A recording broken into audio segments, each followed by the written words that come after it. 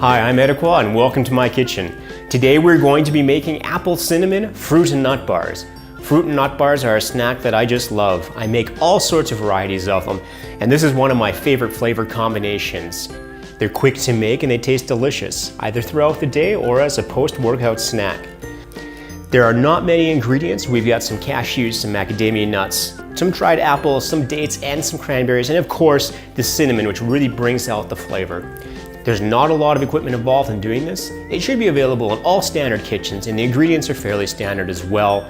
You don't need to have special chef skills to do this. All you need is some basic knife skills. I'll walk through all steps of this recipe and get you to produce a fruit and nut bar that tastes delicious and looks great.